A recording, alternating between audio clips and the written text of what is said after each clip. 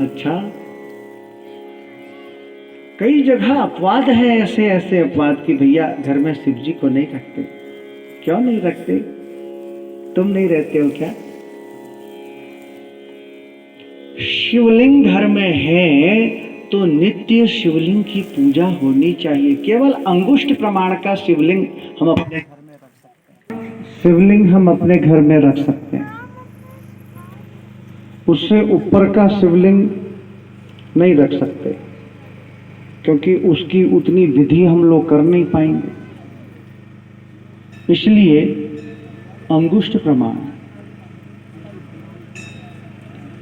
शिवलिंग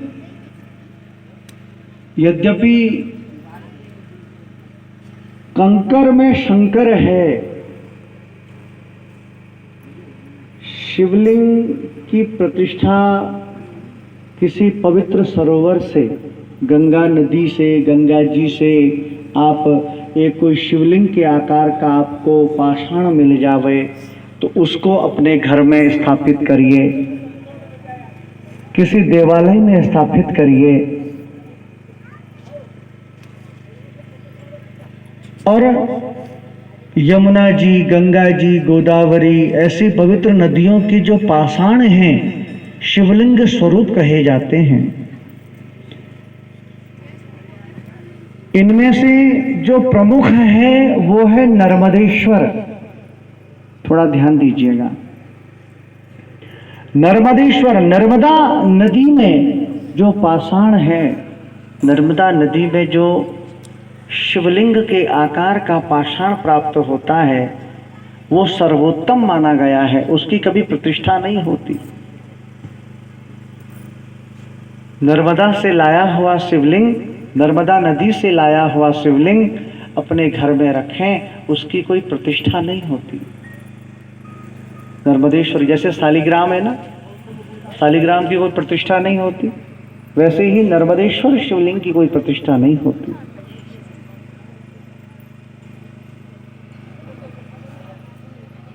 और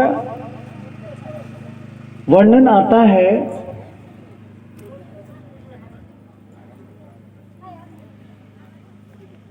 कि लिंग दर्शन मात्रम व नितमेन शिवप्रदम, नियम पूर्वक शिव का दर्शन करने से, लिंग दर्शन करने से, शिवलिंग दर्शन करने से शिवलोक की प्राप्ति होती है। और पहले के समय में रत्नों का शिवलिंग, पारे का शिवलिंग, धातु का शिवलिंग, ऐसे ऐसे दिव्य शिवलिंग को बना करके उनको आसन सहित पूजन किया जाता था। कलयुग में पार्थिव लिंग की विशेष महिमा है इस कलयुग में। और पार्थिव लिंग भी अनेक प्रकार के कहे जाते हैं, अलग अलग विधि को प्राप्त करने के लिए अलग अलग विधा से पार्थिव निर्माण किया जाता है। सुख समृद्धि ऐश्वर्यता के लिए मिट्टी की पार्थिव। अब इसमें भी ब्राह्मण को गौर, क्षत्रिय को पीत, वैश्य को रक्त और शूद्र को कृष्ण वर्ण रंग, कृष्ण रंग अर्थात काले रंग का पार्थिव पूजन करना चाहिए। पार्थिव लिंग में सुख समृद्धि ऐश्वर्यता के लिए मिट्टी की पार्थिव शुभ कही जाती है। रोग निवारण के लिए, कष्ट है शरीर में, बाधा है, तो उसके लिए गोबर की पार्थिव पूजन। गोबर के पार्थिव पूजन में कपिला गौ के दूध से अभिषेक हो। लक्ष्मी प्राप्ति के लिए मक्खन की पार्थिव, शत्रु नाश के लिए नमक की पार्थिव, संतति प्राप्ति के लिए, संतान प्राप्ति के लिए साल पृष्ठ के चावल का चूर्ण बना करके पार्थिव, साल पृष्ठ बोले जो 60 ही दिन में एक धान तैयार हो जाता है, उसके चावलों को पीस करके उसका चूर्ण बनाया जाता है और उसका पार्थिव पूजन करने से संतति प्राप्ति होती है। अलग अलग उद्देश्य, अलग अलग कामनाओं की प्राप्ति के लिए अलग अलग विधा से पार्थिव पूजन का विधान बताया गया। पार्थिव पूजन में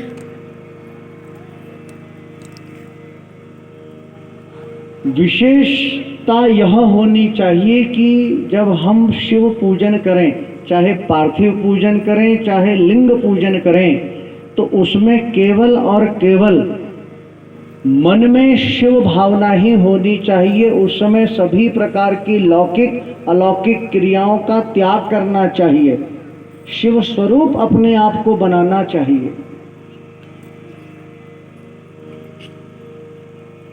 शिव स्वरूप, जैसे शिव परम योगी हैं, बैरागी हैं, भस्म को लगाए हुए रहते हैं, वैसे ही हमको भी भस्म स्नान करना चाहिए।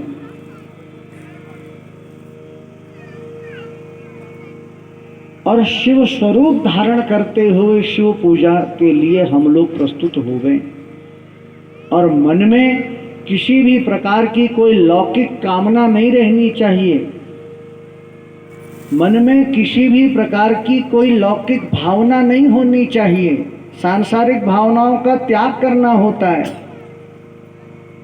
तो वह शिव पूजा, तो लिंग पूजा सार्थक होती है। और शिव का जो पंचाक्षर मंत्र है नमः शिवाय, इसमें भी वर्णन बताया कि पुरुषों को नमः पहले लगाना चाहिए, महिलाओं को नमः अंत में लगाना चाहिए, अन्य वर्ण को। अभी जो ओंकार है ये प्रणव कारक मंत्र है। प्रणव का मतलब होता है प्रपंच से रहित, जिसमें कोई प्रपंच नहीं है। लेकिन ये प्रणव जो मंत्र है ओम, ये शिव पुराण में महिलाओं के लिए वर्जित कहा गया, इसलिए महिलाओं को शिवाय नमः जो पंचाक्षरी मंत्र है उसका जाप करना चाहिए। लेकिन अन्य ग्रंथों में बताया गया कि ओम सभी वर्ण ओम का उच्चारण कर सकते हैं, लेकिन इसमें अपवाद है। ओम शब्द ओम नमः शिवाय जब हम कहते हैं पंचाक्षर के साथ एक ओम नमः शिवाय, ये षडाक्षर और पंचाक्षर क्या है नमः शिवाय। लेकिन शिव पुराण कहती है कि जो नमः है यह शिवाय, जो शिवाय है, अकार उकार मकार से ही यह शिव और ये प्रकट हुआ है, प्रणव से ही प्रकट हुआ है। तो इसलिए शिवाय के अंत में नमः लगाने की विधा बताई गई है शिव पुराण के अनुसार स्त्रियों को। इसलिए स्त्रियां शिवाय नमः।